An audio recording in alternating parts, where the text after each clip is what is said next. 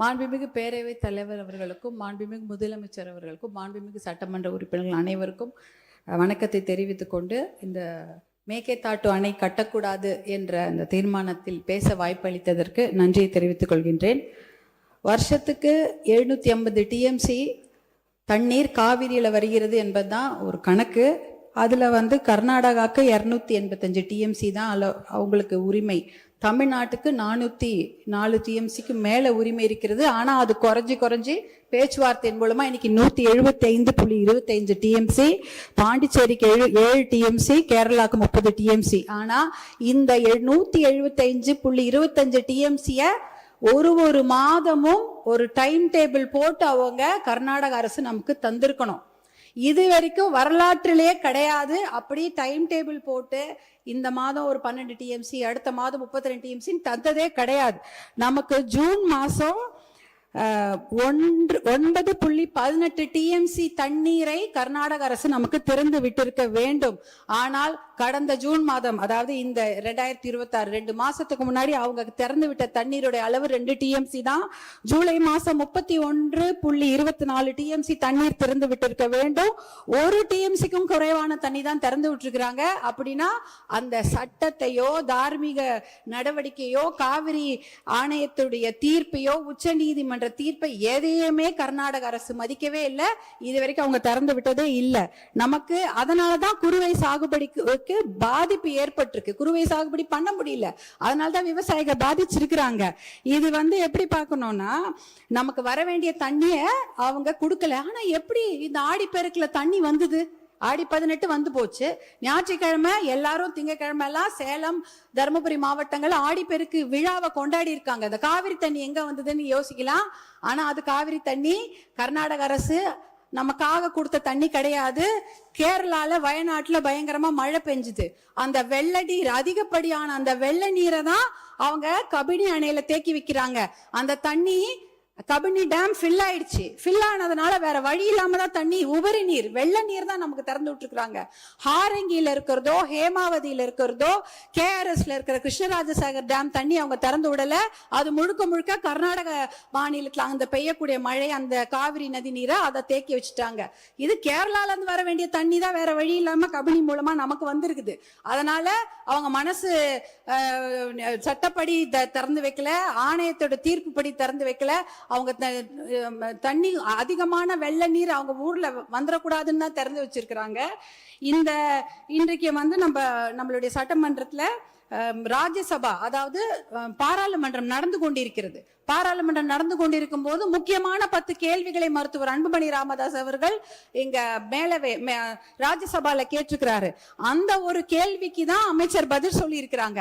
முதல் மடை மாநிலம் கடைமடை மாநிலத்துக்கிடம் அனுமதி கேட்கணுமா, கேட்க கூடாதா, இல்ல கேட்டுட்டு இவங்க இந்த மேகேதாட்டு டேம கட்டுறாங்களான்னு ஒரு கேள்வி எழுப்பியிருக்கிறாங்க. அப்பொழுதுதான் நாங்க அமைச்சர் பதில் சொல்லி இருக்கிறாரு. முதல் மடை மாநிலங்கள், அதாவது இந்த கடைமடை மாநிலங்களான தமிழ்நாடு போல மாநிலங்கள் கிட்ட முதல் மடை மாநிலங்கள் அனுமதி கோர தேவையில்லை என்ற ஒரு தகவலை டெல்லியில அந்த அமைச்சர் சொல்லியிருக்கிறாங்க. இந்த கேள்வியை கேட்டதே மருத்துவர் அன்புமணி அவர்கள் தான் ராஜ்யசபால. அடுத்த கேள்விக்கு அடுத்த நாள் இன்னொரு அமைச்சர் பதில் சொல்றாங்க.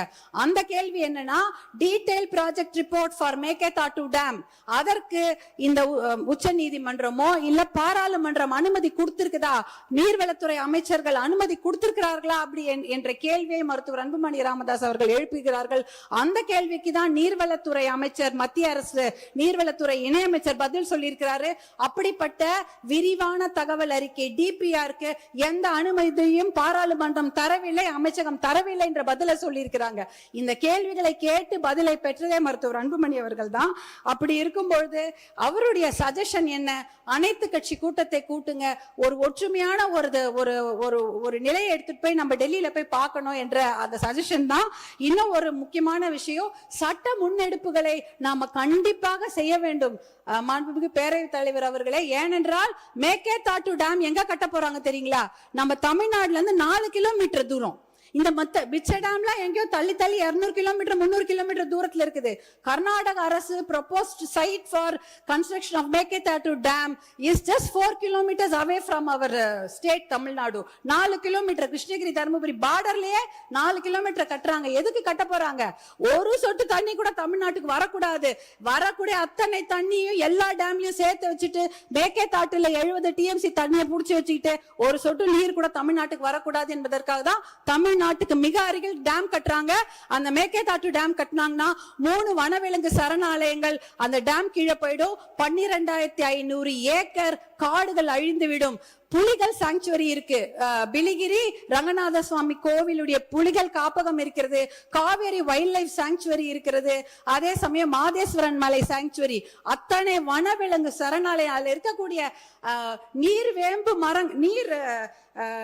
நீர் மருந்து மரங்கள் 700 வருஷம் பழமையான மரங்கள்லாம் தண்ணியில போயிடும். நீர் நாய், சாம்பல் நீர் ஆட்டர்ஸ், அப்புறம் மகாசீர்னு மயில் கண்ட மீனுங்க, 4 கொம்பு மானு எல்லாமே அழிஞ்சிரும். இதெல்லாம் அழிச்சிட்டு தான் மேகேதாட்டு டேம் கட்ட போறாங்க. சுற்றுச்சூழல் பாதிப்பு மிகப்பெரிய அளவில் இருக்கும். இதற்காக சுற்றுச்சூழல் கேஸ நம்ம நிறைய போட்டு இந்த டேம கட்ட விடாம நம்ம தடுத்தணும். 2 ஆப்ஷன் தான் தலைவர் அவர்களே. ஒண்ணு, மேகேதாட்டு டேம் கட்டணும், இல்ல மேகேதாட்டு டேம் கட்டக்கூடாது. இதுல நடுவுல என்ன முயற்சி? we don't need the dam, அவ்வளவுதான். no dam, no need of the dam. இதுக்கு நடுவுல முயற்சி என்ன இருக்கு? அந்த முயற்சியே தேவையில்லைங்கிற. மேகேதாட்டு டேம் கட்டக்கூடாது, அவ்வளவுதான். இதுல நடுவுல இந்த நான் முயற்சி பண்றதுல தேவையில்லாத ஒரு விஷயம். அனைத்து கட்சியை கூட்டத்தை கூட்டி கண்டிப்பாக ஒரு ஒத்த முடிவோட நம்ம டெல்லிக்கு போக வேண்டும் என்பதுதான் பாட்டாளி மக்கள் கட்சியின் கோரிக்கை. மிக்க நன்றி.